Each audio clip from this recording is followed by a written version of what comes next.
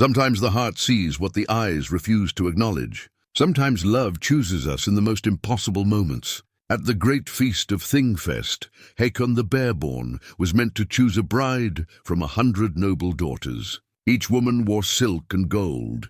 Each carried the promise of land and alliance. But Hakon's eyes kept finding Inga, the slave girl scrubbing floors by the hearth. She had nothing to offer but honest work and quiet dignity. When the moment came to choose, Hakon walked past every jeweled lady and knelt before the girl with calloused hands. "I choose the one who never asked for me," he said. The hall erupted in scandal, but what would their forbidden love cost them both? Before we jump back in, tell us where you're tuning in from. And if this story touches you, make sure you're subscribed, because tomorrow I've saved something extra special for you. 3 days before the feast that would change everything, Hakon the Bearborn stood at the edge of his father's lands, watching the morning mist rise from the fjord like the breath of sleeping gods. At 28 winters, he had earned his name in battle against the Danes, his massive frame cutting through enemy lines like a ship's prow through storm waves. Yet for all his victories, all the gold arm rings his father Jarl Arvid had bestowed upon him, Hakon felt as trapped as a wolf in winter. The golden arm ring on his father's bicep caught the early light as Jarl Arvid approached, his boots crunching through frost-brittle grass. This ring, passed down through 7 generations of Jarls, would someday rest on Hakon's arm, a circle of gold that felt more like shackles with each passing season. "The preparations are nearly complete," Arvid said, his weathered face stern beneath iron-grey braids. 100 daughters of good families will feast at our table tomorrow evening. Each brings wealth, alliance, or both. You will choose wisely." Hakon's jaw tightened. "And if my choice displeases you, then you are no son of mine." The words fell between them like stones into deep water. "This marriage secures our future, Hakon. The southern jarls grow bold, and we need allies. Your personal desires matter little against the survival of our people." As his father strode away, Hakon's thoughts turned, as they often did these days, to the thrall girl who worked in their hall. Inga moved through the great house like a shadow, scrubbing floors, tending fires, serving at table with downcast eyes. Most men barely noticed her. She was furniture to them, useful but unremarkable. But Hakon saw things others missed.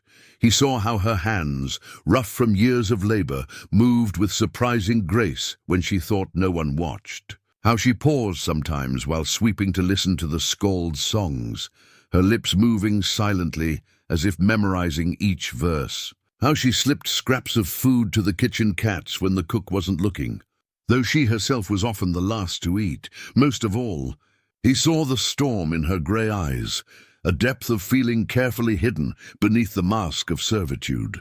Something in those eyes called to him, spoke of secrets and strength that made the painted faces of noble daughters seem pale as winter moonlight. In the great hall, preparations for Thingfest continued with military precision. Servants hung tapestries depicting the great deeds of Hakon's ancestors, while others polished weapons and silver until they gleamed like captured starlight. The long tables groaned under the weight of mead horns, golden plates, and enough food to feed 3 armies. Inga knelt by the central hearth, scrubbing soot from the stone surround with methodical strokes. Her brown hair, braided simply back, had escaped in wisps that caught the firelight. Around her neck hung a small pendant, a simple silver hammer of Thor, the only ornament she possessed. She had worn it since childhood, though none knew where a thrall child might have acquired such a thing.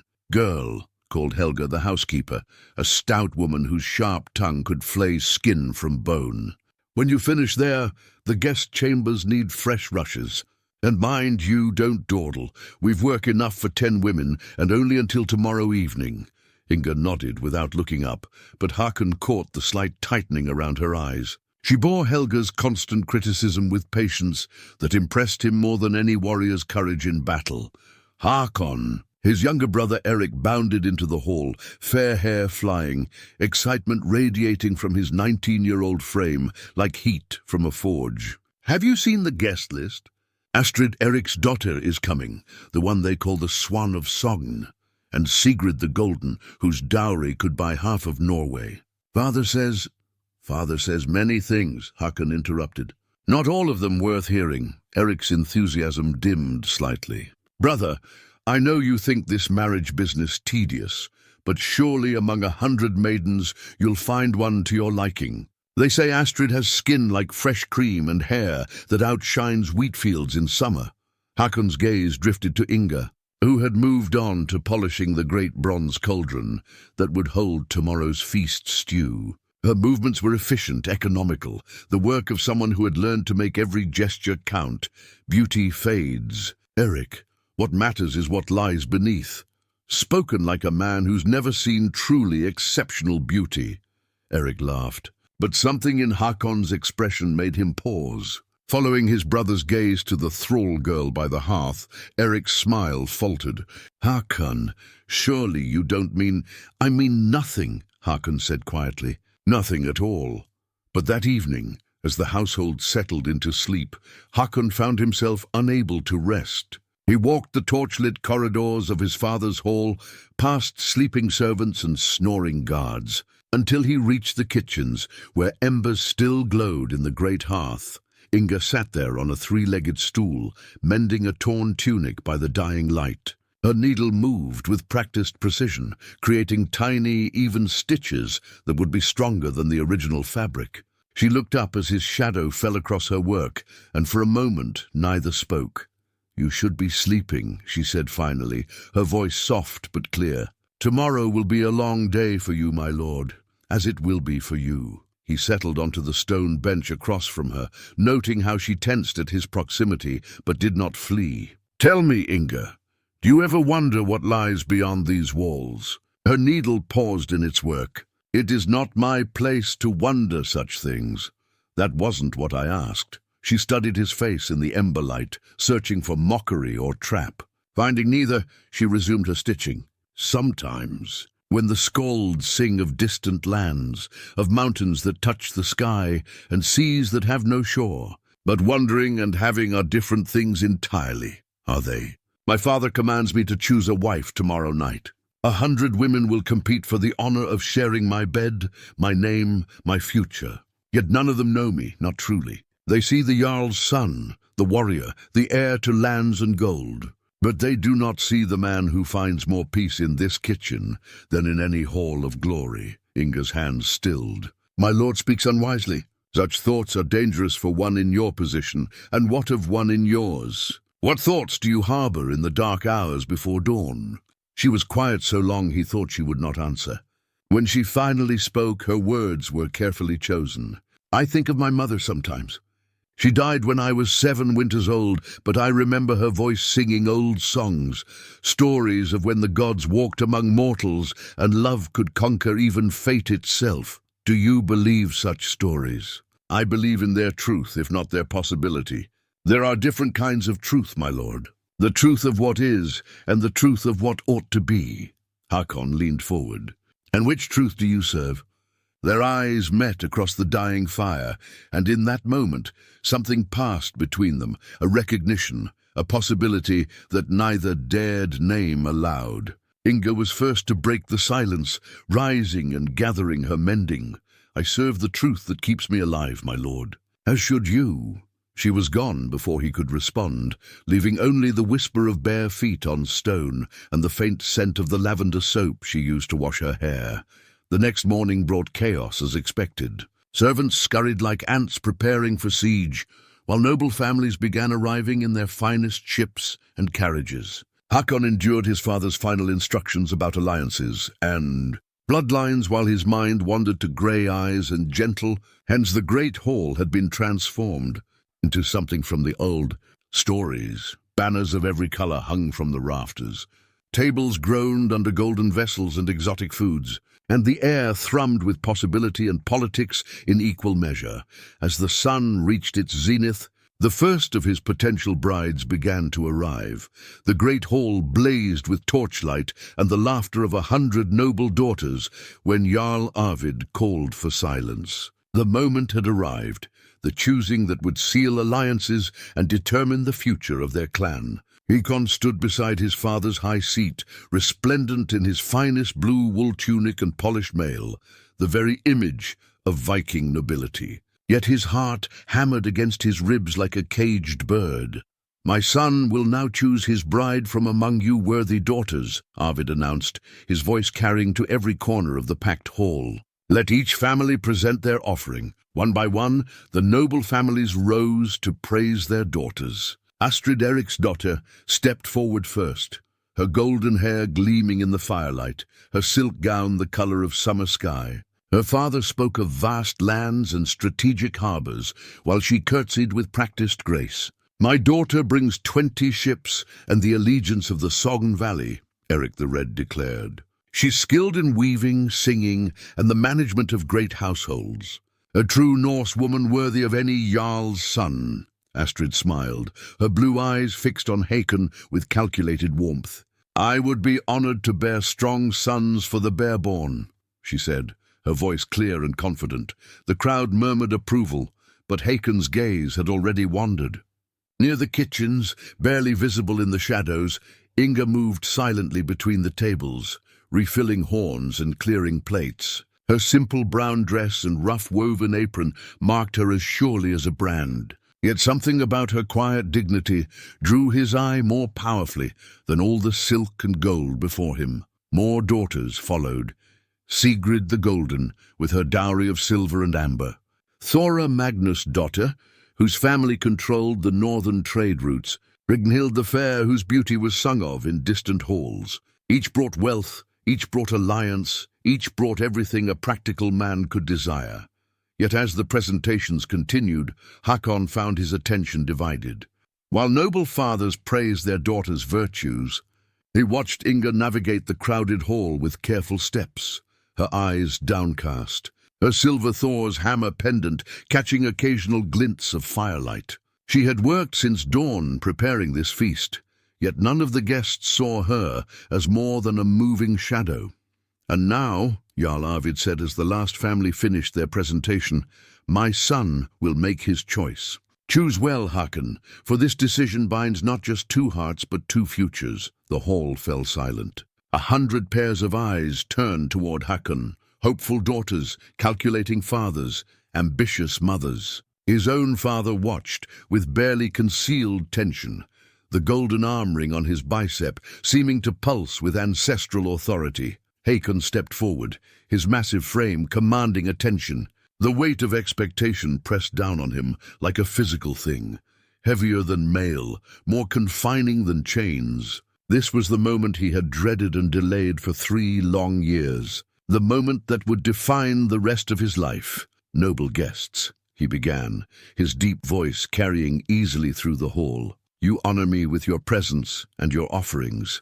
Each daughter here is worthy of praise, each family deserving of respect." He paused, scanning the assembled faces, some confident, some nervous, all waiting. In the back of the hall, Inga had stopped her work and stood motionless near the kitchen door, as if sensing something momentous about to unfold. "But I find myself thinking of an old story my grandmother once told me," Hakon continued, surprising everyone with this unexpected turn. "She spoke of a king who had all the gold in the world yet remained poor, for he had no one who loved him truly, not for his crown or his treasure, but for the man beneath." Murmurs rippled through the crowd. Some nobles shifted uncomfortably, while others leaned forward with curiosity. Jarl Arvid's face darkened with growing alarm. "Hakon," his father warned quietly, "choose your words carefully." But Hakon had passed beyond caution. "My father speaks truly. This choice will bind 2 futures. Therefore I choose to bind mine to one who has already proven her worth through deed rather than birth." He began walking, not toward the assembly of noble daughters as expected, but past them entirely. His boots rang against the stone floor as he crossed the hall, past silk and fur, past astonished faces and gasping mouths, until he stood before Inga. She looked up at him with wide grey eyes, the serving pitcher trembling in her hands. Around them, the great hall held its collective breath. "I choose the one who never asked for me," Hakon said clearly, his words carrying to every corner of the stunned assembly. I choose the one whose worth is measured not in gold, but in grace, not in bloodline, but in character."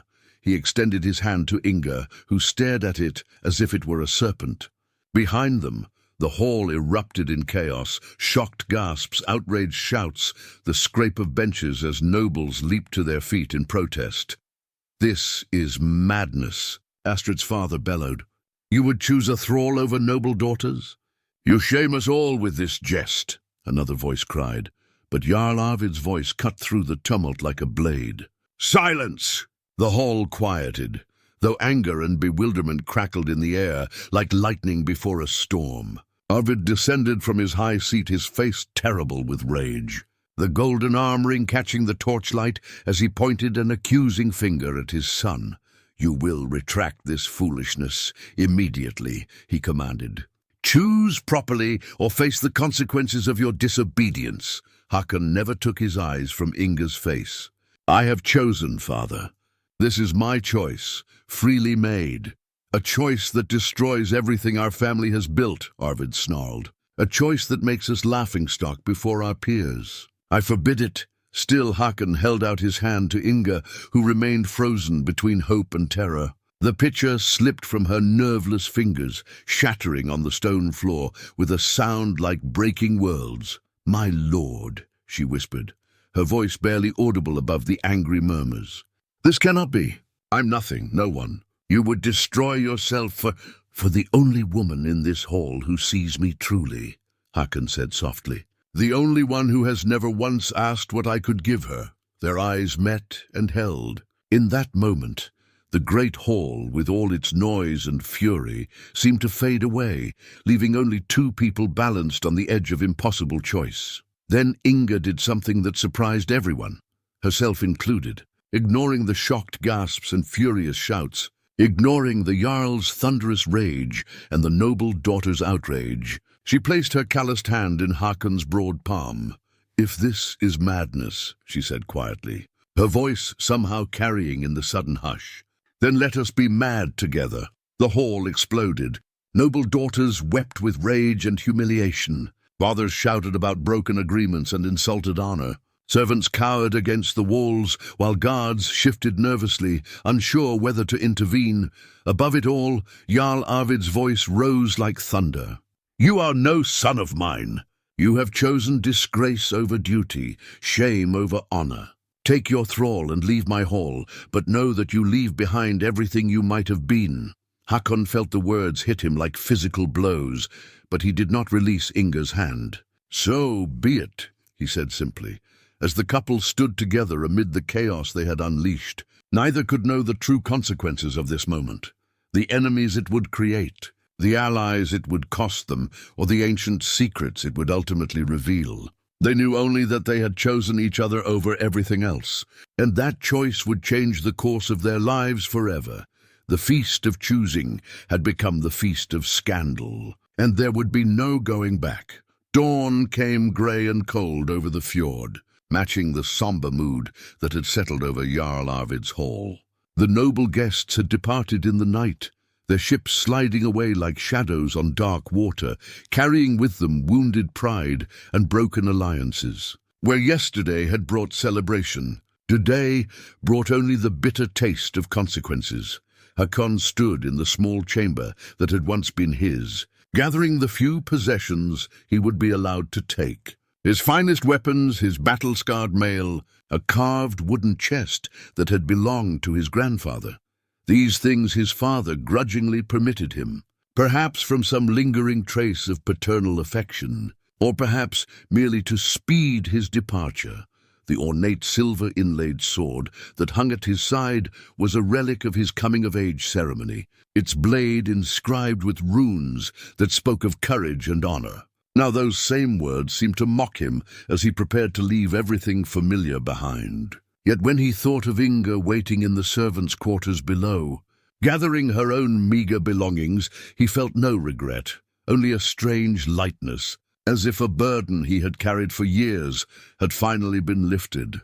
Eric appeared in the doorway, his young face drawn with worry and confusion. "Brother, surely this madness has gone far enough." Father is still angry, yes, but if you went to him now, apologized, and what then? Hakon asked without looking up from his packing. Marry Astrid or Sigrid as planned? Pretend last night never happened? Live the rest of my life knowing I chose duty over truth? You chose a thrall over honor, Eric said sharply, then immediately looked stricken by his own words. Forgive me, I spoke hastily. But Hakon, she is just a servant girl. There will be others. There will not. Hakon's voice carried such finality that Eric took a step backward. You think me bewitched, brother, but my mind has never been clearer. I have spent 28 winters being the son others expected, the heir others demanded. Last night I became, for the first time, simply myself. From the hall below came the sound of raised voices, his father's servants already beginning to speak as if he had never existed, as if the name of Hakon the Bearborn should be scrubbed from memory like soot from stone. The swiftness of his erasure would have stung more if he hadn't expected it. A soft knock interrupted his thoughts. Inga stood in the doorway, her few possessions wrapped in a tattered shawl, her silver Thor's hammer pendant gleaming against the simple brown wool of her traveling dress. Her face was pale but composed, and she carried herself with quiet dignity despite everything that had transpired. "My lord," she began. "Just Hakon," he corrected gently. "We are equals now in exile, if nothing else." She nodded, though uncertainty flickered in her grey eyes. "Hakon, I must ask once more, are you certain of this path? Your brother speaks truly. You could still reclaim your place if I abandoned you?" He crossed to her, taking her hands in his own. They were rough from years of labor, but warm and steady. "Inga, I cannot give you riches or position or any of the things those noble daughters offered me. I can only give you truth. And the truth is that I would rather build a new life with you than inherit one without you." Her breath caught. In all her years as a thrall, no one had ever spoken to her of truth, of choice, of partnership. She had been property, useful, but ultimately replaceable. Now this giant of a man, this heir to power and wealth, looked at her as if she were precious beyond measure. "Then I will follow where you lead," she said simply. Eric made a sound of frustration. "Where will you go?" "Father has made it clear that none of his allies will shelter you. The other jarls will see you as an embarrassment, a cautionary tale. You have no gold, no ships, no men to call upon. We have our hands and our wits," Hakon replied. "There are lands to the west, across the mountains, where a man's worth is measured by his deeds rather than his bloodline. We will find our place there, and if you find only hardship, if she..." Eric glanced at Inga, struggling with words he had never needed to speak to a thrall. "If Inga regrets this choice when winter comes, and you have no warm hall to shelter her, then we will face that hardship together," Inga said, her voice stronger now. "I have known cold and hunger before, my lord Eric. They hold no terror for me. What I had never known before yesterday was hope." The weight of her words settled between the brothers. Eric looked from Hakon's determined face to Inga's quiet strength, and seemed to understand, finally, that no argument would sway them from their chosen path. "Father forbids me to aid you," he said quietly, but he said nothing of gifts freely given between brothers. He pressed a leather pouch into Hakon's hand, heavy with silver coins. "It's not much, but it might buy you passage on a merchant ship or food for the journey overland." Hakon clasped his brother's shoulder. "Your friendship means more than silver, Eric. Guard yourself well, and do not let our father's anger poison your own choices when your time comes. I make you no promises on that account," Eric said with a weak smile. "I lack your courage for dramatic gestures." As they prepared to leave, Helga the housekeeper appeared in the corridor, her usual sharp expression replaced by something softer. Without a word, she thrust a bundle at Inga. Warm cloaks, dried meat, a small cooking pot, and other necessities for the road. "You were a good worker," she said gruffly. "Better than most. And you don't let this fool get you killed with his noble notions." Inga's eyes filled with tears, the first she had shed since the feast began. "Thank you, Helga, for everything." The older woman nodded curtly and hurried away before sentiment could overcome her entirely. At the hall's great doors, Jarl Arvid waited with crossed arms and a face like winter stone. The golden arm ring on his bicep caught the morning light as he watched his eldest son approach. The son who might have worn that ring someday, who might have led their people to greater glory, who had instead chosen to throw away everything for a thrall girl's smile. "You are determined in this folly?" he asked one final time. "I am determined to live as a free man," Hakon replied. "Something I could never do as your heir." Father and son regarded each other across a gulf that had opened in a single night, one that might never be bridged again. Finally Arvid spoke, his voice heavy with loss and fury in equal measure. "Then go. But know this, you are no longer welcome here. You are no longer my son. The name of Hakon the Bearborn dies with your departure." "Then let it die," Hakon said simply. "I will make a new name for myself." He took Inga's hand, and together they walked through the doors of the hall where he had been born, past the carved posts that bore his ancestors' deeds, out into the uncertain morning. Behind them, the great doors closed with a sound like thunder, sealing away one life as another began.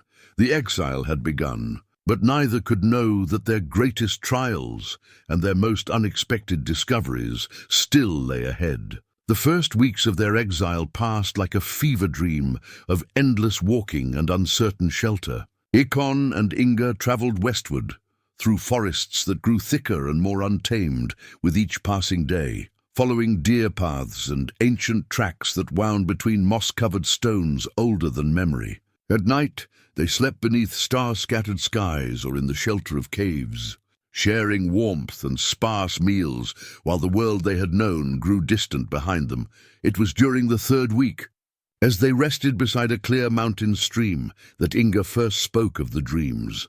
She had been washing their travel-stained clothes in the cold water, her silver Thor's hammer pendant swinging hypnotically as she worked, when she suddenly stilled. "Hakon," she said quietly, not looking up from her task, "there are things about me you do not know. Things I have never told anyone." He set aside the fish he had been cleaning and gave her his full attention. In their time together, he had learned to read the subtle changes in her voice, the way she held herself when wrestling with difficult thoughts. What things? She touched the pendant at her throat, that simple piece of silver that had been her only ornament for as long as he had known her. "This hammer, it was my mother's, but she was no thrall when she bore me."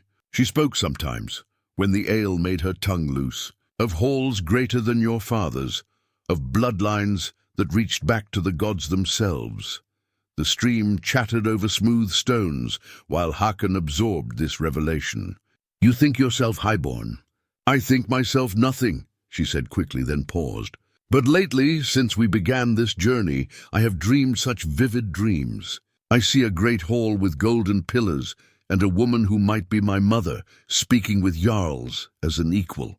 She wears robes of blue silk and carries herself like someone who has never known servitude." She looked up at him then, uncertainty clouding her grey eyes. "Perhaps it is only wishful thinking, the mind creating hope where none exists. But the dreams feel real, Hakon, more real than waking sometimes." He moved closer, taking her damp hands in his own. "Whether you are thrall-born or descended from kings matters nothing to me. You are Inga, the woman who showed me what courage truly looks like. That is enough, but it might matter to others," she said softly.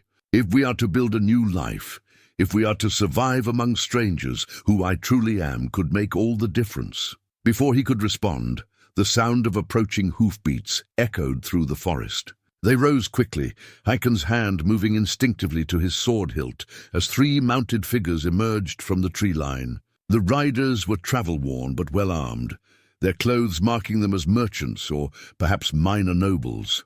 The leader, a grizzled man with iron-grey beard, raised his hand in peaceful greeting. "Well met, travellers. I am Gunnar the Far Wanderer, and these are my companions. We seek the steading of Bjorn Redbeard, said to lie somewhere in these mountains." "I know no such steading," Hakon replied carefully, his warrior's instincts alert for deception. "We are strangers here ourselves." Gunnar's sharp eyes took in Hakon's fine weapons and Inga's simple dress, clearly puzzling over what manner of pair they made. "Strange to find folk of quality in these wild lands." Might you be fleeing some trouble in the east? The question hung in the air like morning mist. Hakon weighed his response carefully. Too much truth might make them targets. Too little might mark them as untrustworthy. We seek new opportunities. Beyond the reach of old. Obligations, he said finally. Something, in Gunnar's weathered face, suggested he understood the delicate phrasing. Obligations. Yes, they can weigh heavy on a man's shoulders, especially when they conflict with the heart's desires. His gaze flicked meaningfully between Hakon and Inga. Perhaps we might travel together for a time? The roads grow dangerous for small parties, and there is strength in numbers. Thus began an unexpected companionship that would prove more significant than any of them could foresee. Gunnar and his men, Olaf the Silent and young Ragnar, who had more enthusiasm than sense, proved to be traders in rare goods, carrying amber and furs toward the western settlements, where such things commanded high prices. As they traveled together, Inga found herself drawn to a carved wooden box that Gunnar carried among his most precious goods. The box itself was unremarkable, but something about its intricate knotwork patterns seemed familiar, as if she had seen such designs before in dreams or half-remembered visions. "That carving," she said one evening, as they sat around their fire. "The interweaving lines, they remind me of something, though I cannot say what." Gunnar followed her gaze to the box, his expression growing thoughtful. This piece came from the far north, from the hall of a jarl who claimed descent from the old gods themselves. The patterns are said to be protective runes, warding against evil and ensuring safe passage through dangerous waters. He lifted the box, turning it so the firelight played across the carved surface. "Curious that you should recognize them. Such work is rare, known only to the highest-born families. I paid dearly for this piece, for the jarl who sold it claimed it held special significance to his bloodline." Inga's breath caught as memory stirred. Not full recollection, but fragments like pieces of broken pottery scattered across her mind. A woman's voice singing lullabies about ancient kings. Gentle hands tracing patterns in the dirt, teaching a young child to recognize the sacred signs. A life of comfort and safety that ended abruptly, leaving only confusion and servitude behind. "What was the Jarl's name?" she asked, her voice barely above a whisper.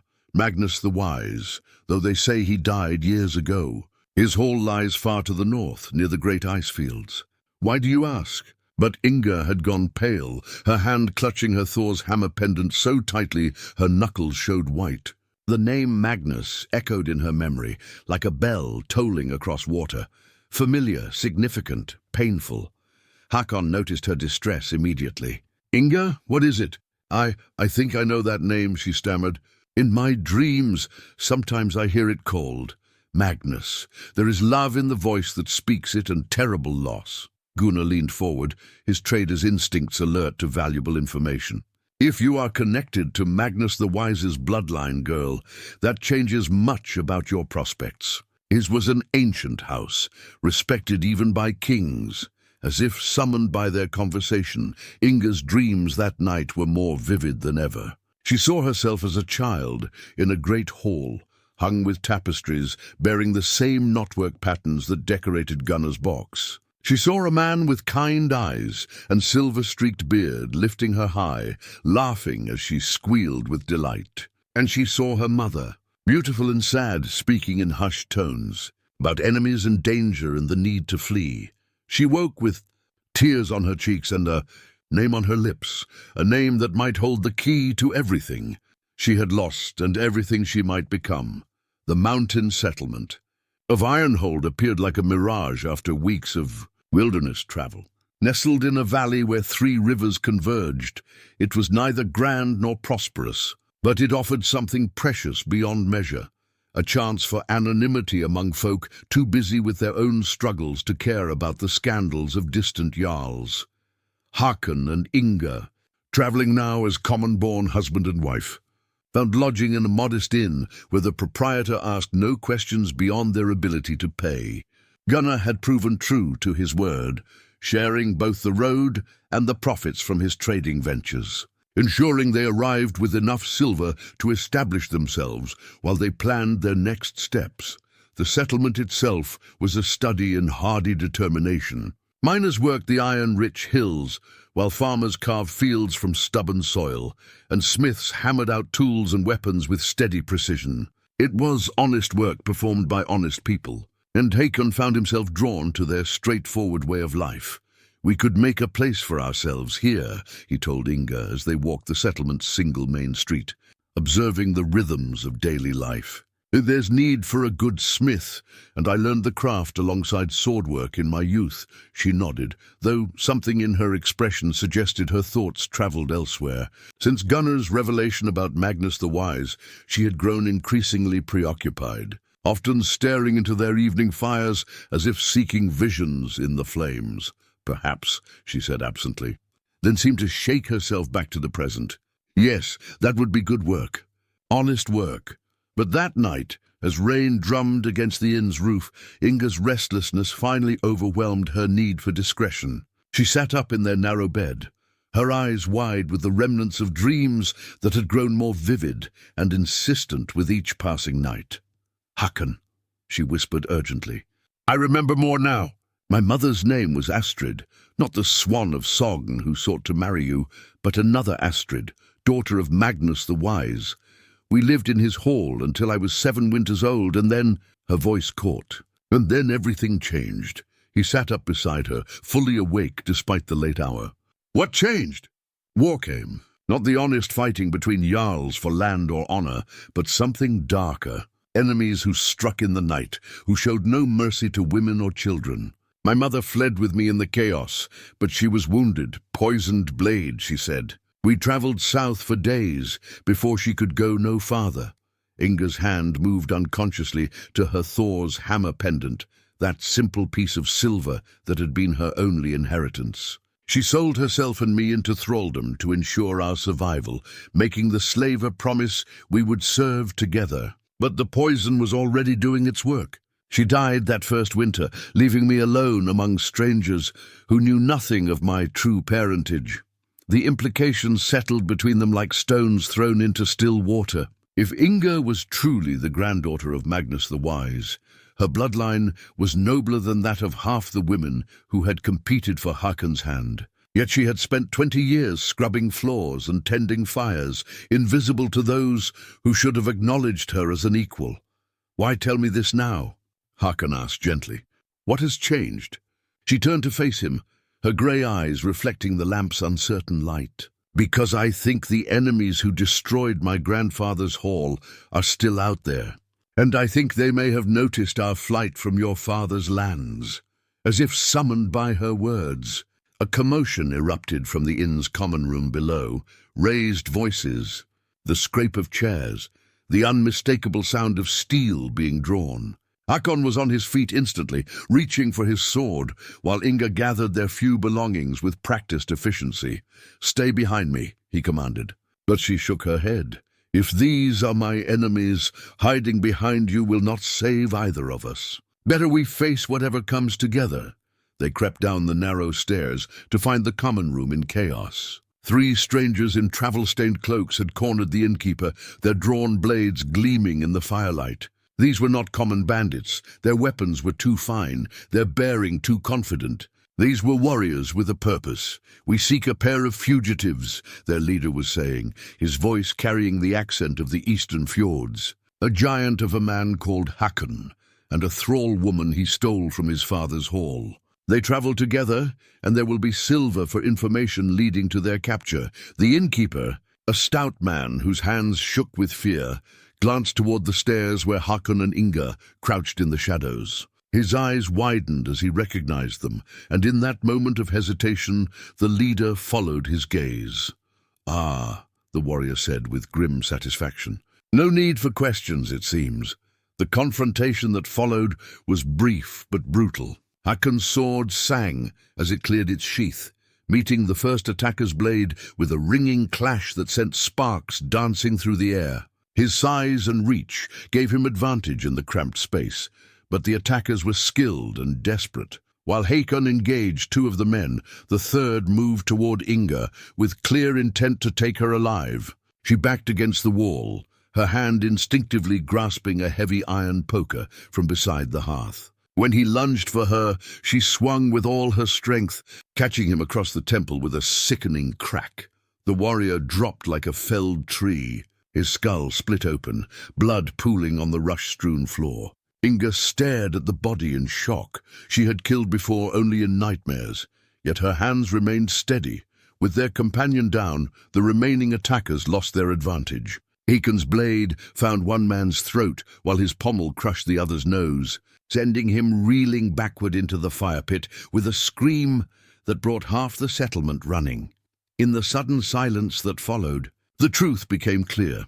Their peaceful interlude in Ironhold was over before it had truly begun. Whoever had sent these hunters knew exactly where they were and would send more. "We have to leave," Inga said quietly, stepping over the body of the man she had killed without looking down. "Tonight, now," Hakon nodded, wiping his blade clean on a dead man's cloak. "But first we need answers. These weren't your father's men. The accent was wrong, the equipment too fine. Someone else wants you taken alive." As they prepared to flee into the night once more, both understood that their exile had become something far more dangerous than they had imagined. The past was not content to let them go, and the enemies Inga barely remembered had found their trail. They fled Ironhold under cover of darkness, following mountain paths that twisted like serpents through pine-scented wilderness. Behind them, orange flames painted the sky as the inn burned. Whether by accident or design, they could not know. What mattered was distance, putting leagues between themselves and whoever had sent those hunters. Gunnar found them 3 days later as they sheltered in a shepherd's abandoned hut, both exhausted and jumpy as startled deer. The trader's usual jovial manner had been replaced by grim concern, his weathered face bearing fresh scratches from hard travel. "The men who attacked you were not the first to come asking questions," he reported without preamble. "Others came to the settlement where I was trading, offering gold for word of a giant warrior and his thrall woman. The description they gave was precise, too precise for casual bounty hunters." Hakon's jaw tightened as he absorbed this news. "Who sends them? What do they want?" "That," said Gunnar, settling heavily onto a 3-legged stool, "is where the tale grows strange. The gold they offered bore the mark of Eric Bloodaxe's hall, but Eric himself has been dead these 3 years past. His son Thorvald rules now, and Thorvald was known to be an ally of Magnus the Wise before the old Jarl's death." Inga looked up sharply from the meager fire where she had been preparing their evening meal. "Thorvald knew my grandfather?" "More than knew. They were blood-sworn brothers, bound by oaths that should have protected Magnus's line unto the 7th generation. Yet now Thorvald's gold pays for hunters seeking Magnus's granddaughter." Gunnar's expression darkened. Either the oaths mean nothing to him, or someone else controls his actions. The implications settled over them like morning fog, cold and obscuring. If Thorvald had broken blood oaths, it suggested corruption or coercion of the highest order. But if someone else commanded his resources, the threat was even greater. Enemies with enough power to bend a Jarl's will to their purpose. "There is something else," Gunnar continued reluctantly. "The hunters spoke of a reward for the woman taken alive and unharmed. They care nothing for you, Hakon. You they would kill without thought. But Inga they need breathing." "For what purpose?" Hakon demanded, though something in his heart already whispered the answer. "Bloodline," Inga said quietly, her hand moving to her Thor's hammer pendant. "If I am truly Magnus's granddaughter, my blood could legitimize claims to his lands, his treasure, his alliances. A forced marriage to the right man would make him heir to everything my grandfather built." The pendant seemed to pulse in the firelight, as if responding to her words, its simple silver surface catching and reflecting the flames in ways that made it appear almost alive. Hakon had noticed this effect before, but attributed it to tricks of light and shadow. Now, watching more carefully, he saw patterns in the reflections, symbols that reminded him of the carved box Gunnar carried. "The pendant," he said slowly. "Gunnar, look at it carefully. Do you see?" "By Thor's beard," Gunnar breathed, leaning forward with sudden intensity. "Girl, where did you say you came by that hammer?" "My mother gave it to me before she died. She said it would protect me, that it carried the blessings of our bloodline." Inga lifted the pendant from her throat, holding it toward the firelight. "Why, what do you see?" Instead of answering, Gunnar reached for his carved box, the precious trade good he had guarded so carefully throughout their journey. With reverent hands, he opened it to reveal a collection of small objects, amber beads, silver rings, and nestled among them, another Thor's hammer pendant identical to Inga's in every detail. "This came from Magnus the Wise's hall," he said quietly. "I told you I bought it from the Jarl who claimed descent from the old gods, but that was not entirely true. I found it among the ruins when I passed that way 5 years ago. The hall had been burned, the people scattered or dead, but this survived among the ashes." Inga stared at the twin pendants, her breath coming short and quick. "There were 2. According to the stories, Magnus had 2 granddaughters, twins born of his daughter Astrid when she was wed to a southern jarl. When war came and the family was scattered, the children were separated for their safety. Each carried one of these hammers as proof of their heritage." The words hit Inga like physical blows. "Twins, but I remember no sister. You would not if the separation happened when you were very young. Memory is fragile at that age, especially when trauma intervenes." Gunnar's voice grew gentle.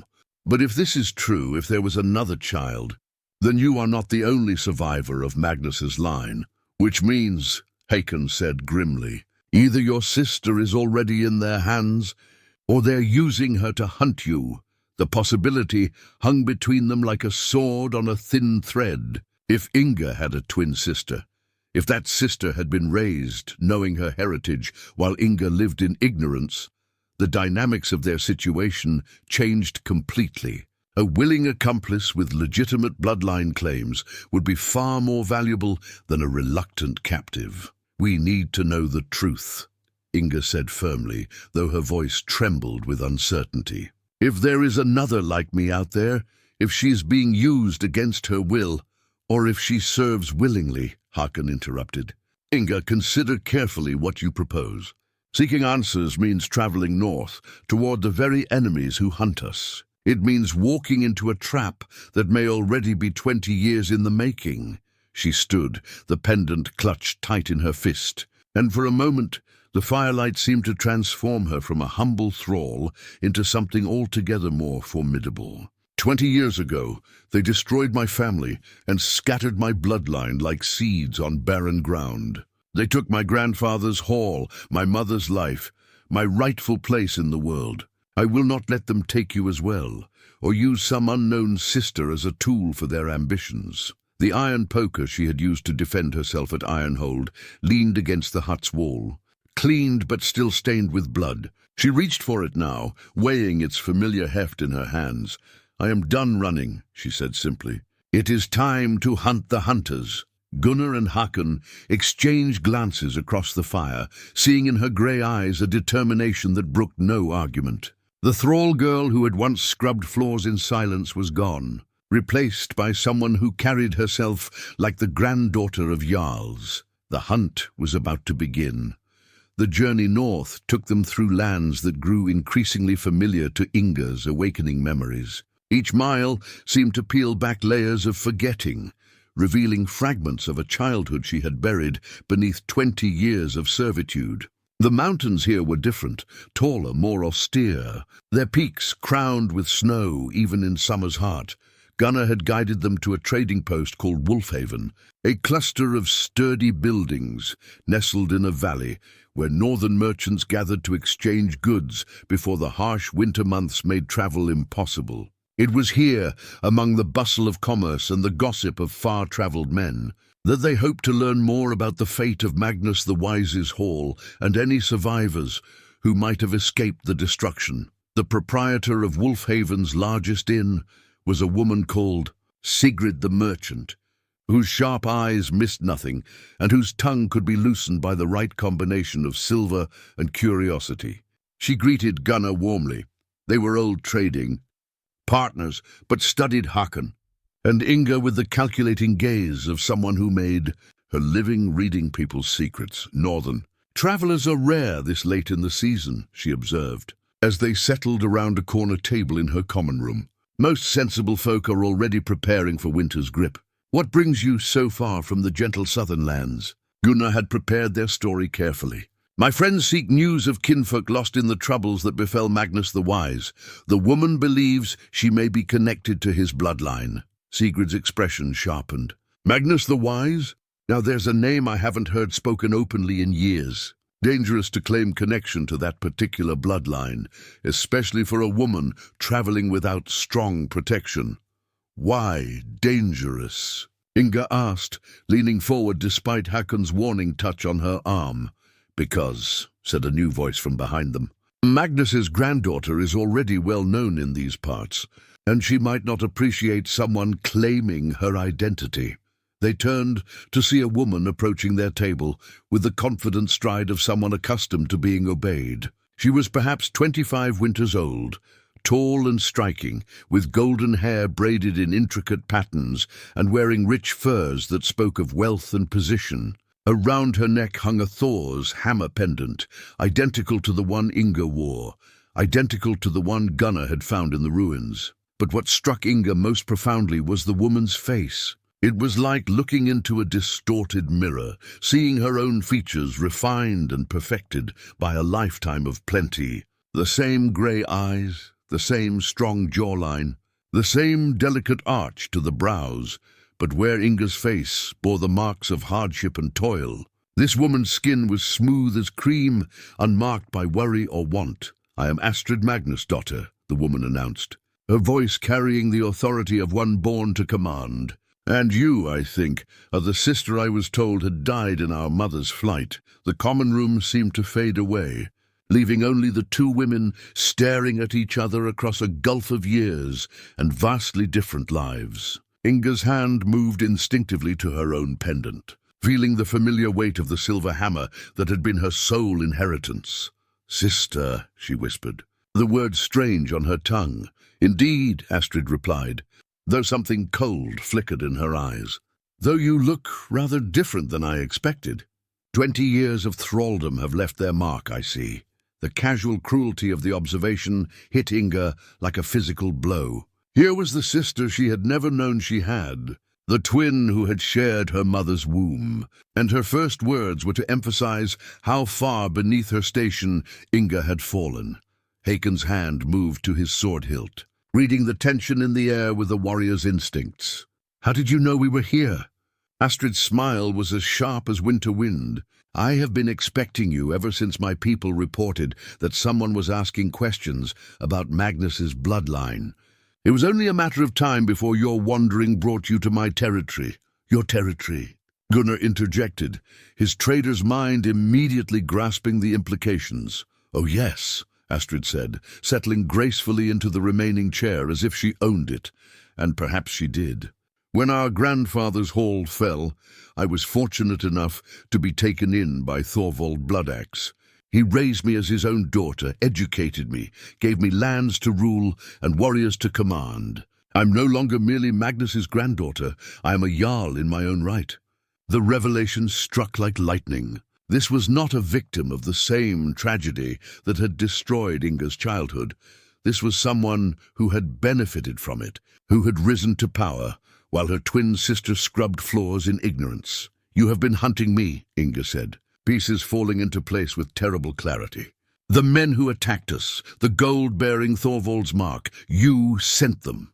"I sent them to bring you home safely," Astrid corrected, though her tone suggested anything but sisterly affection. "You are my blood, after all, and blood has value.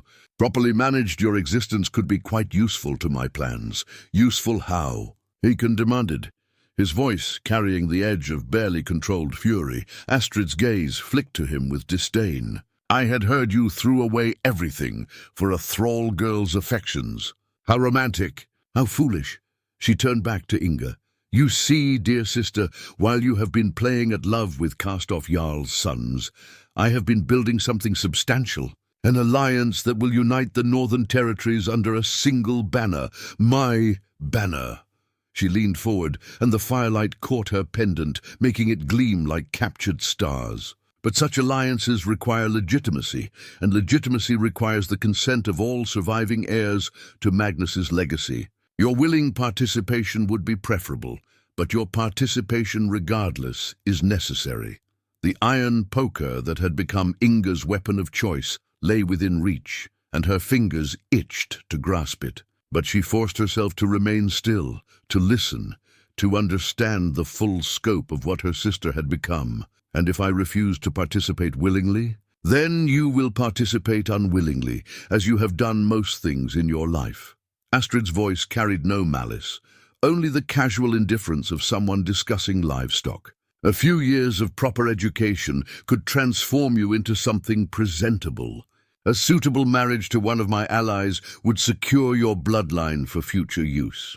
Your children would be raised knowing their true worth, while I remain a prisoner dressed in silk instead of rough wool. Precisely. Though I think you underestimate the advantages of silk, Astrid rose, her furs rustling with the sound of wealth and power. I will give you until tomorrow morning to consider my offer. Accept willingly, and your giant may live, perhaps even prosper in my service. Refuse, and he dies while you watch before you are taken regardless. As she moved toward the door, flanked by warriors who had appeared as if from shadows, Astrid paused. Oh, and sister dear, do not think to flee in the night. This entire valley belongs to me now, and my people know every path, every hiding place. There is nowhere you can run that I cannot follow.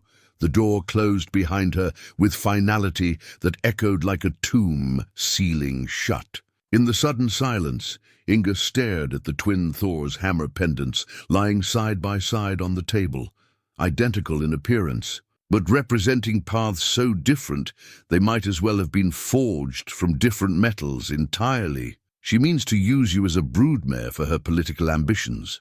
Hakon said quietly. Yes, Inga replied, her voice steady despite the trembling in her hands. And she means to kill you whether I cooperate or not. I can see it in her eyes. You represent everything she despises about my choices. Gunnar cleared his throat nervously. Perhaps we should consider her terms. No. Inga's voice cut through his words like steel through silk. I have spent 20 years being useful to others, being property to be owned and managed. I will not spend the rest of my life the same way, even if the cage is gilded. She picked up her pendant, closing her fist around the familiar silver hammer. When she opened it again, something had changed in her expression, a hardness that matched the metal in her palm. Besides, she said with grim satisfaction, dear sister has made one crucial mistake. What mistake? Hakon asked. She assumes I am still the frightened thrall girl she expected to find. She has no idea what I have become. Inga smiled, and in that smile was something that would have chilled Astrid's blood had she remained to see it. The twin who had been raised to rule was about to learn what 20 years of survival had taught the twin who had been forgotten. The hours after Astrid's departure passed like the slow burn of a forge. Fire, intense heat building beneath deceptively calm surfaces. Inga sat motionless at their table long after her sister's warriors had melted back into the shadows, her grey eyes reflecting a depth of thought that seemed to pierce through walls and time itself. Hakon watched her with growing concern. In their months together, he had learned to read the subtle changes in her expression, the way she held herself when wrestling with impossible choices. But this silence was different, deeper, more dangerous. It reminded him of the stillness that preceded lightning strikes. Tell me your thoughts, he said finally, his voice gentle but insistent. She looked up as if emerging from a trance, her hand still clutched around her Thor's hammer pendant. I am thinking about stories my mother told me when I was small. Stories about twins in the old legends, how they were often born to fulfill different aspects of the same fate. One to build, one to destroy, one to preserve the old ways, one to forge the new. And which are you in this tale?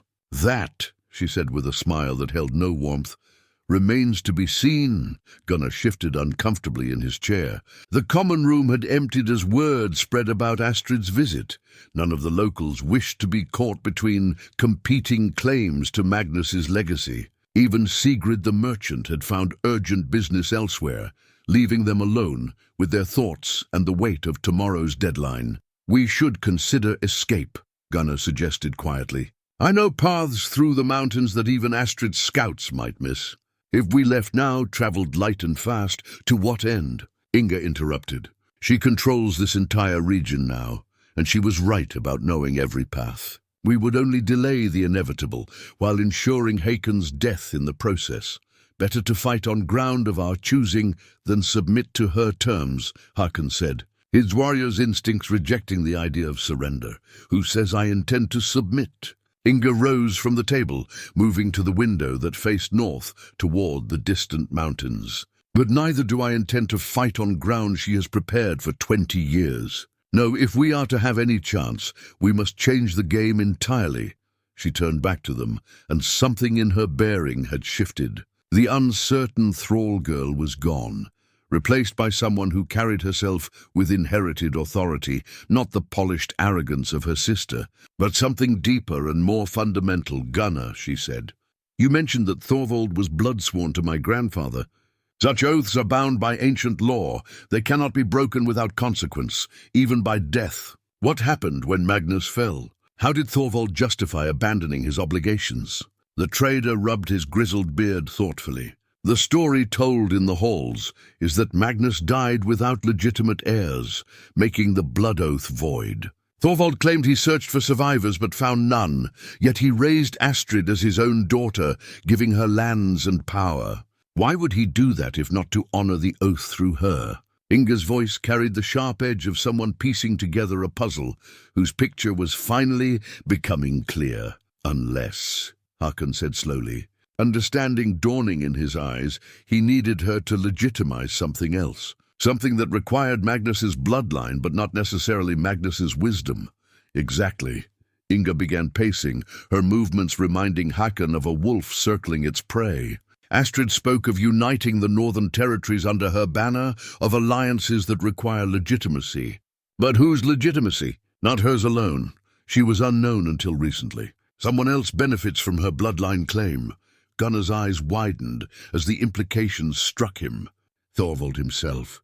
If he can prove he honors his oath to Magnus by elevating Magnus's granddaughter, he can claim the moral authority to act in Magnus's name. Every territory that owed allegiance to Magnus the Wise would fall under his control, and Astrid believes she rules, when in truth she is merely his instrument." Inga's smile grew sharper. "A useful tool, but a tool nonetheless. Just as she intends to make me." The fire crackled in the hearth, casting dancing shadows on the walls as the full scope of the deception became clear. Astrid, for all her power and confidence, was as much a pawn as the sister she sought to control. The only difference was that she had been raised to accept her chains willingly, but knowing this changes nothing, Hakon pointed out. "You still cannot match her forces, and she still holds all the advantages, does she?" Inga moved to their pack, withdrawing the carefully wrapped bundle that held her most precious possessions. Among them was a piece of cloth she had carried since childhood, a fragment of blue silk that she had always believed came from her mother's dress. Now, as she held it to the firelight, she saw details that had escaped her notice before. Embroidered along one edge in thread so fine it was almost invisible were symbols, runes that matched those on both Thor's hammer pendants. "My mother gave me more than a pendant," she said quietly.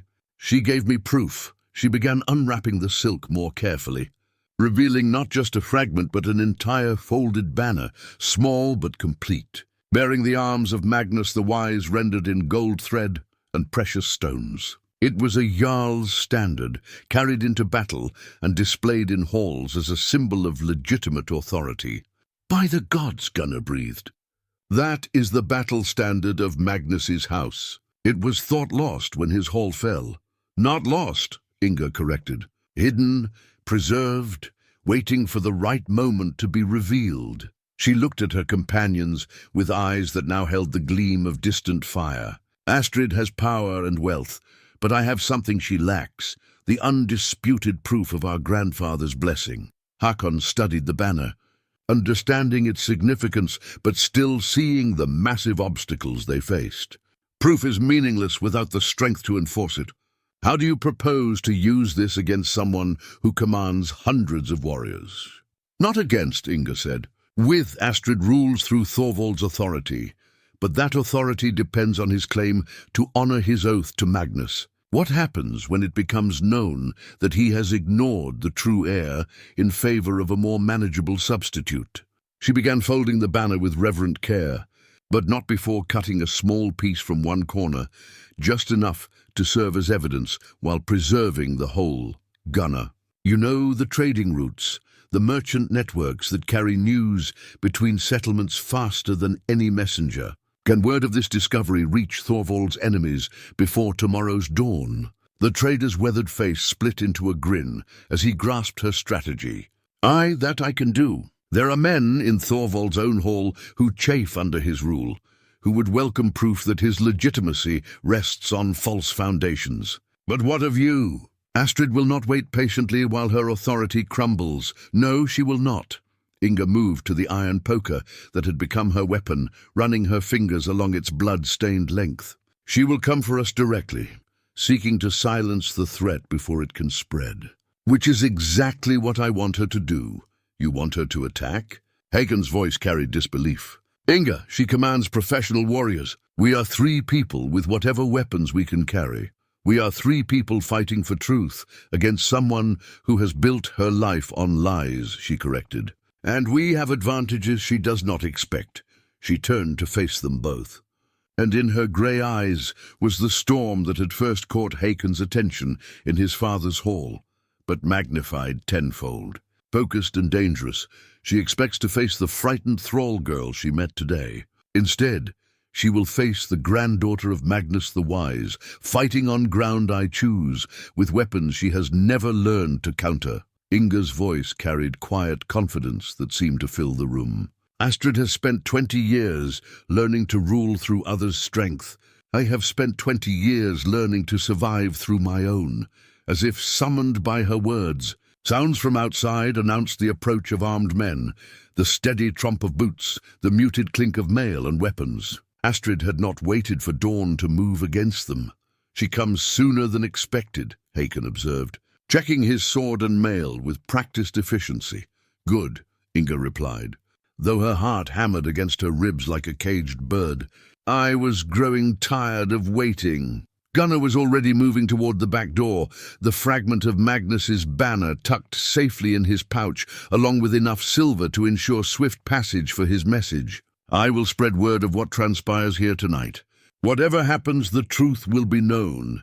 See that it is, Inga said. And Gunnar, thank you for everything.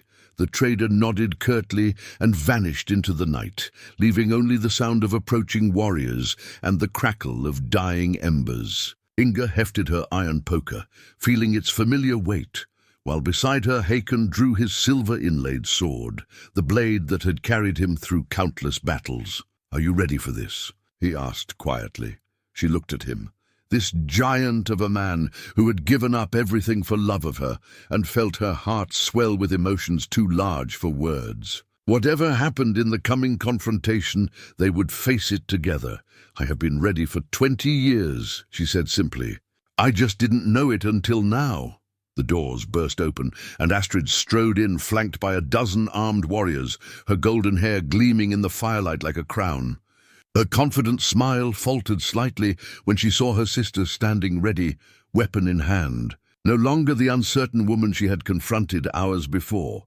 So, Astrid said, her voice carrying forced lightness, you choose to fight rather than accept my generous offer. How predictable. No, Inga replied, her voice steady as stone. I choose to reclaim what was always mine. The final confrontation was about to begin. The first clash of steel rang through the inn like a bell tolling fate. Hakon's silver-inlaid sword met the lead warrior's blade in a shower of sparks, while Inga pivoted away from a spear thrust, her iron poker crackling against her attacker's skull with brutal efficiency. The confined space of the common room worked in their favor. Superior numbers meant little when only 2 or 3 men could engage at once. But Astrid had not come unprepared. While her warriors pressed the attack from the front, more men poured through the back entrance, surrounding Inga and Hakon in a tightening circle of steel and malice. The inn's furniture became weapons and obstacles in equal measure. Chairs splintered against shields, tables overturned to create momentary barriers. Enough! Astrid's voice cut through the melee like a blade. Take them alive, you fools. Dead hostages serve no purpose. The command gave Inga the opening she needed. While the warriors hesitated between aggression and restraint, she ducked under a sword swing and drove her poker deep into an attacker's thigh. He screamed and fell, clutching the wound as blood poured between his fingers.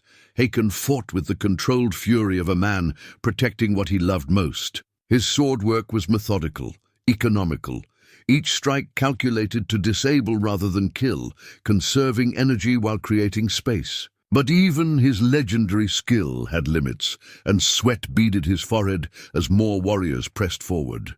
"Sister," Astrid called out, circling behind her guards like a predator studying prey, "this defiance serves nothing. You cannot win through force of arms. Surrender now, and I promise your giant will live. In chains, perhaps, but breathing." Inga feinted left, then spun right, her poker connecting with another warrior's wrist in a bone-crushing blow that sent his weapon clattering across the floor. "I have a better offer," she panted, backing toward the great hearth where embers still glowed. "I challenge you to single combat, as is the ancient right of our bloodline." The words hit the room like a thunderbolt. Every warrior froze, even Astrid's confident expression wavering for the first time. The right of blood challenge was older than kingdoms, embedded so deeply in Norse lore that even jarls dared not ignore it. When one of noble blood demanded single combat to settle disputed inheritance, honor demanded acceptance. "You cannot be serious," Astrid said, though something in her voice suggested she understood exactly how serious her sister was. "You are a thrall, untrained in the warrior's arts. I have studied blade work since childhood. Then you should have no fear of accepting." Inga stepped into the firelight, her iron poker gleaming like a weapon forged by gods.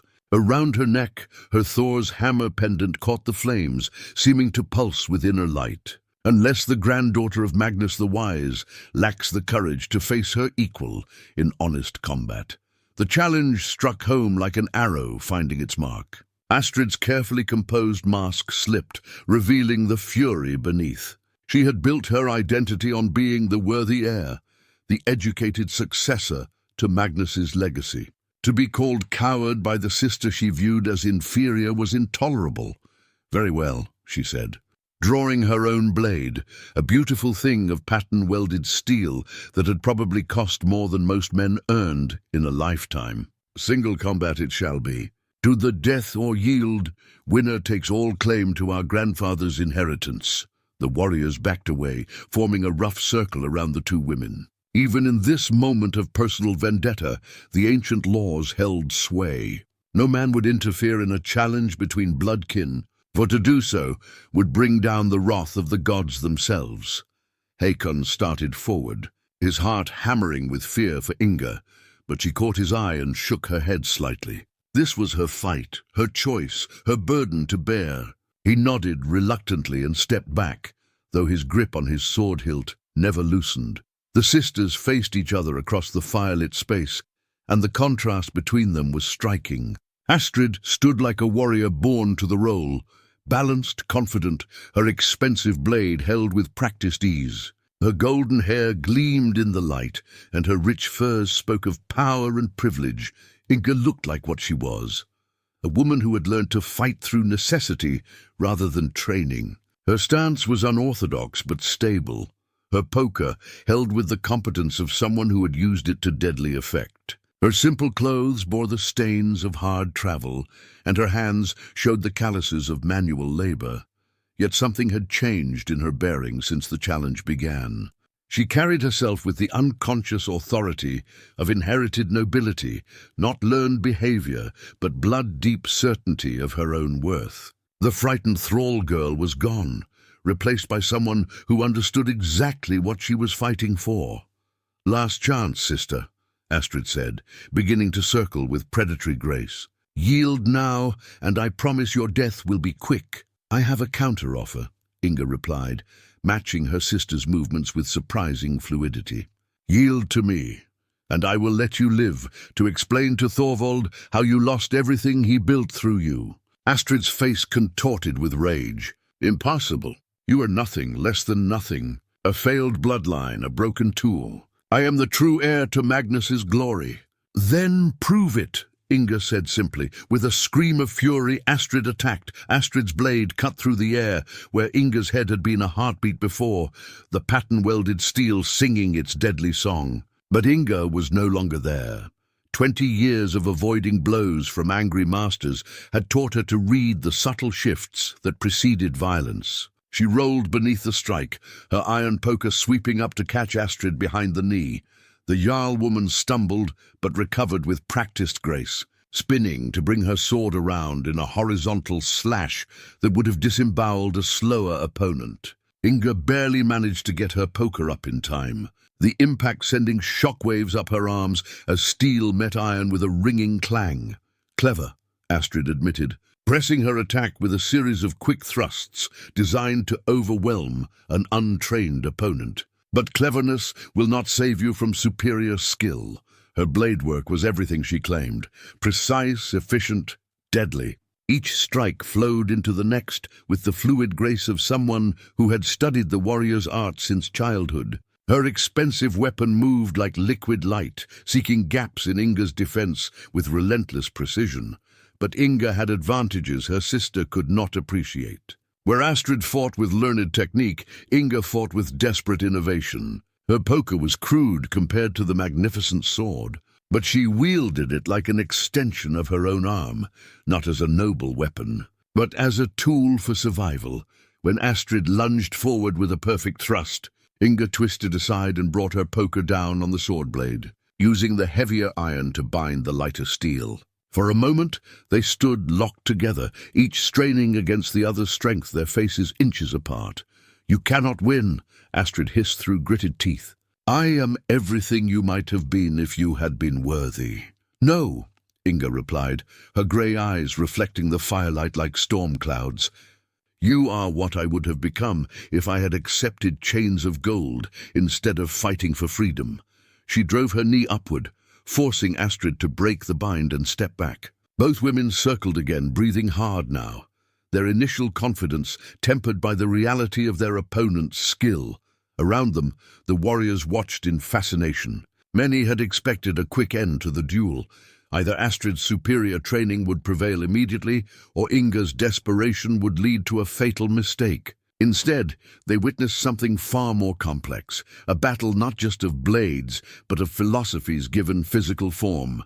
Astrid attacked again, this time with a high cut designed to split Inga's skull. But as the sword descended, Inga did something unexpected. Instead of blocking or dodging, she stepped inside the arc of the blade, accepting a shallow cut across her shoulder in exchange for a clear strike at Astrid's ribs. The poker connected with a sound like breaking pottery. Astrid gasped and staggered, her sword arm dropping as pain lanced through her side. Rich furs could not cushion against iron, driven by 20 years of suppressed fury. Impossible, she wheezed, clutching her injured ribs. You fight like a berserker, with no regard for your own safety. I fight like someone who has nothing left to lose, Inga corrected, blood seeping through her torn sleeve, but her stance steady. You fight like someone protecting privileges you never earned. The truth of it struck deeper than any weapon. Astrid's face contorted with rage, not at the physical pain, but at the suggestion that her position was unearned. She had been raised to believe herself the worthy inheritor of Magnus's legacy, taught that her comfortable life was justified by her superior breeding and education.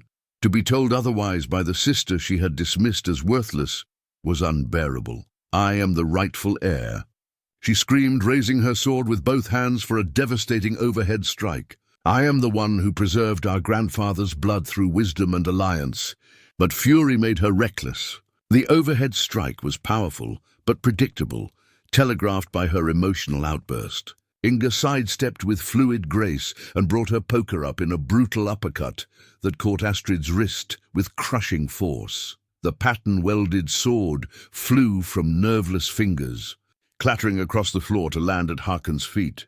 Astrid fell to her knees, cradling her shattered wrist against her chest, her beautiful weapon beyond reach. Inga stood over her fallen sister, the iron poker raised for a killing blow that would end the challenge forever. Around them, the warriors held their breath, some hoping for mercy, others for the blood that would seal the victor's claim. But instead of striking, Inga paused. In Astrid's face, she saw not just the enemy who had hunted her, but the sister who had shared her mother's womb, the other half of a tragedy that had separated them before either could understand what they were losing. "Yield," she said quietly. "Acknowledge my claim as Magnus's true heir, and live to serve a worthier cause than Thorvald's ambitions." Astrid looked up at her with hatred and disbelief warring in her golden features. "You would spare me? After everything I have done? I would give you the choice our enemies never gave us," Inga replied. "The choice to decide who you become next." For a long moment, the only sound was the crackling of dying embers and the labored breathing of two women who had fought for more than inheritance. They had fought for the right to define their own worth. Then Astrid spoke a single word that would change everything. "I yield." The yield echoed through the inn like the closing of a great door. As Astrid knelt before her sister, cradling her broken wrist, the assembled warriors faced a moment that would reshape their understanding of power and legitimacy. Some had served Astrid out of genuine loyalty, others from fear or ambition, but all recognized the ancient law that made Inga's victory absolute. "By right of blood and combat, I claim the inheritance of Magnus the Wise," Inga declared, her voice carrying to every corner of the suddenly quiet room. "All who served my sister faithfully may continue in my service if they choose honor over expedience." The warriors exchanged uncertain glances. They had expected this night to end with a captured thrall and a reaffirmed status quo. Instead, they faced a new reality where their former prisoner had become their rightful jarl through trial by combat, a legitimacy that even Thorvald could not easily dismiss. One by one, they knelt, offering their swords to the woman who had defeated their previous leader with nothing but an iron poker and 20 years of accumulated determination. It was practical submission rather than heartfelt loyalty. But Inga understood that true allegiance would have to be earned over time. Astrid looked up at her sister with eyes that held a complex mixture of emotions. Defeat, certainly, but also something that might have been relief. "What happens now?" she asked quietly. "Thorvald will not accept this easily. He has invested too much in my rise to power. Then Thorvald will learn what happens when men treat the daughters of Magnus as chess pieces rather than people," Inga replied. She extended her hand to help Astrid rise, a gesture that surprised everyone present. "But first, we have more immediate concerns." As if summoned by her words, the sound of galloping hooves approached the inn. Moments later, Gunnar burst through the doors, his face flushed with excitement and hard riding. "The word is spreading like wildfire," he announced breathlessly. "Every hall from here to the great fjords now knows that Magnus the Wise's true heir has revealed herself. Thorvald's enemies gather even as we speak. They smell weakness and opportunity in equal measure." Inga nodded grimly. Victory in single combat was only the beginning. True power would require consolidating her claim before Thorvald could mount a response. But she had advantages her enemy could not match: the moral authority of legitimacy, the practical support of those who had grown weary of serving through fear, and perhaps most importantly, the wisdom that came from understanding both privilege and suffering. 3 months later, Inga stood in the rebuilt hall that had once belonged to her grandfather, watching winter's first snow settle on the fjord beyond. The great hearth blazed with warmth and light, its carved posts bearing the restored symbols of Magnus's lineage. The silver Thor's hammer pendant still hung at her throat, but now it was joined by the golden arm ring that marked her as a true jarl, a ring freely given by allies who recognized her legitimate claim. Hakon approached. From the weapons hall, where he had been training new recruits, his face bearing the satisfied expression of a man who had found his proper place in the world. The giant who had once been heir to distant lands now served as war chief to the woman he loved, and their partnership had proven stronger than either titles or bloodlines. "The southern Jarls have confirmed their allegiance," he reported, settling beside her on the carved bench that faced the fire. "Your authority is acknowledged from the ice fields to the trading cities. Even those who opposed you initially have come to respect what you've built here."